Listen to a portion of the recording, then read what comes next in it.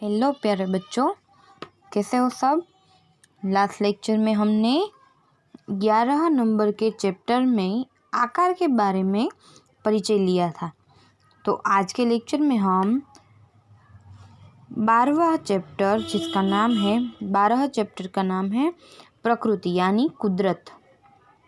तो यहाँ पर हमें प्रकृति की सब चीज़ें हैं, प्रकृति क्या है वह हमें देखना है। तो सबको पेज नंबर यहाँ पर दिख रहे हैं आपको 33 और यह पेज नंबर आपको ओपन करना है और यहाँ पर हमारा यह चैप्टर दिया गया है। तो यहाँ पर सबसे पहले हमें चित्र को देखना है, पढ़ना है और उसका हिंदी नाम हमें यहाँ पर लिखना है। ठीक है, सिर्फ यहाँ पर हमें हिंदी नाम लिखना है। तो सबसे पहला जो चित्र है वह है पेड़। तो पेड़ को गुजराती में बोलेंगे झाड़। फिर आएगा सूरज, उसको बोलेंगे हिंदी में सूर्य। फिर है नदी, तो उसको हम क्या बोलेंगे नदी। फिर है दरियो, जिसको गुजराती में हम दरियो कहते हैं, उसको हिंदी में समुद्र कहते हैं। फिर यह है तारा, उसको हिंदी में हम सितारा क्या कहेंगे, सितारा। फिर है चांद, उसको हम गुजराती में क्या बोलते हैं, चांदो। फिर यहाँ दिखाया गया है, यहाँ यह क्या है, बारिश हो रही है, तो गुजराती में हम क्या कहते हैं, वरसाद। फिर है मेघधनुष, उसको हिंदी में हम कहेंगे इंद्रधनुष। क्या कहेंगे, इंद्रधनुष। फिर क्या है यहाँ, अरे यह तो रुई जैसा क्या है, बादल, उसको गुजराती में कहते हैं वादळ, वादळू हमेशा कहते हैं ना। फिर यहाँ पर दिखाया है धरती, उसको हम गुजराती और हिंदी में धरती ही कहते हैं। फिर है पहाड़, उसको भी हम पहाड़ी कहेंगे।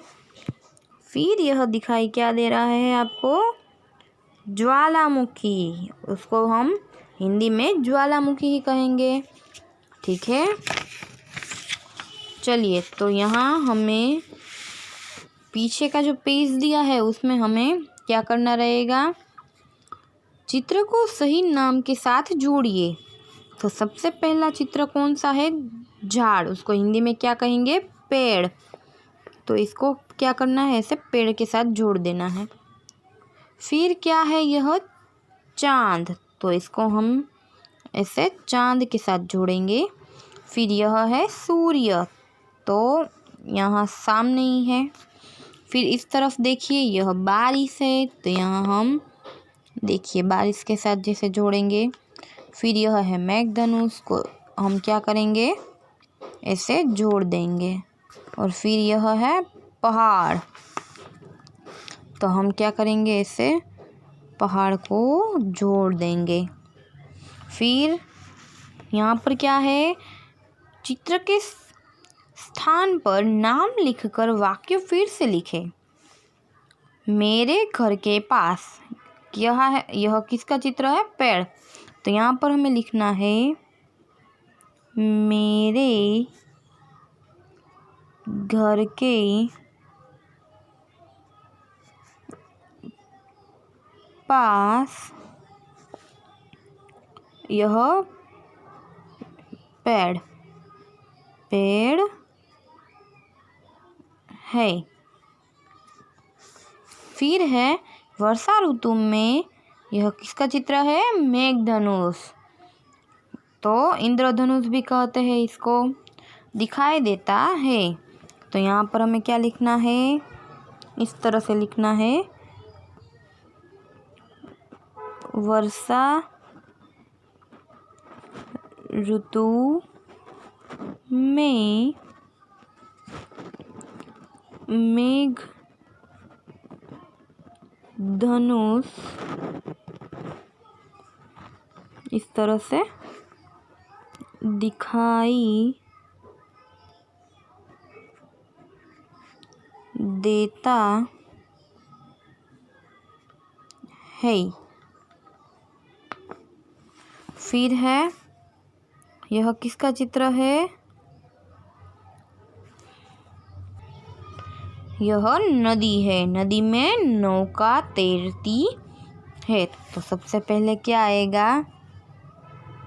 नदी में नौका तैरती है।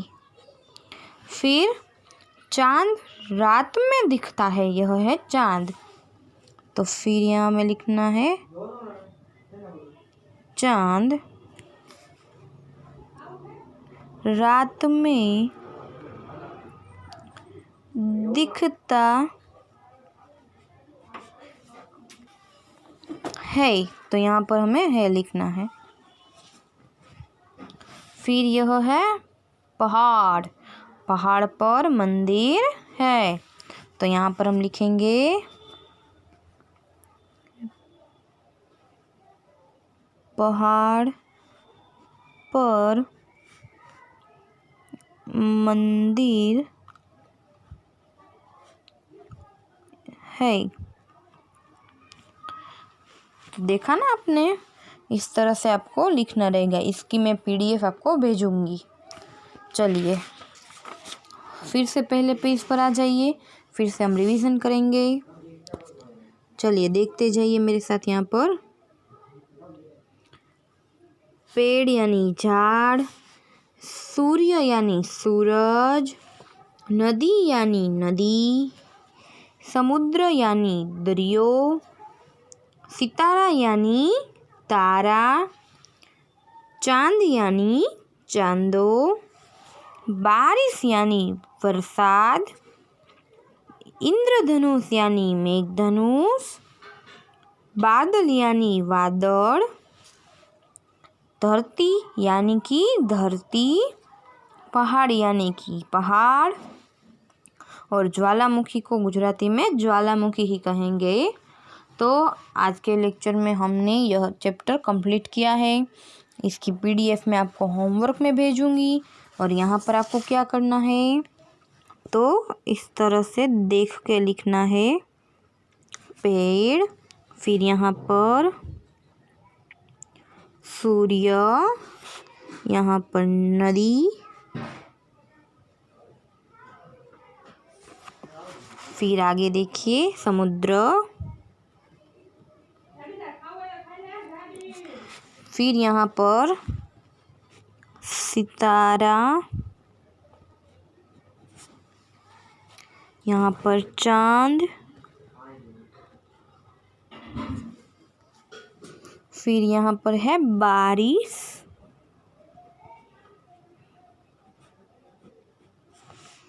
फिर है इंद्रधनुष,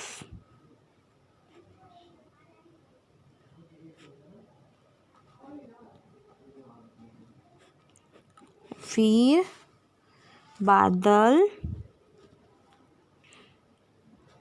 उसके बाद आएगा धरती,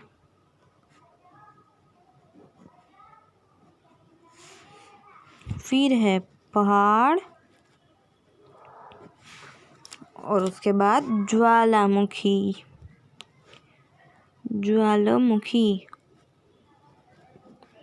इस तरह से लिखना है।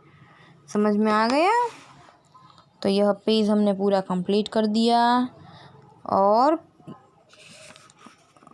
पेज टर्न कीजिए तो यहाँ पर इसका स्वाध्याय है, वह भी हमने कर लिया है। अब नेक्स्ट लेक्चर में हम अगला चैप्टर यातायात के साधन, यह हम पढ़ेंगे। लेकिन आज के लेक्चर में हमने जो प्रकृति के जो दृश्य है, जो चीज़ें हैं जो हमने सीखी है, उसके नाम हमें अच्छी तरह से याद रखने हैं। ठीक है, अब मिलेंगे नेक्स्ट लेक्चर में। ओके, तब तक के लिए बाय।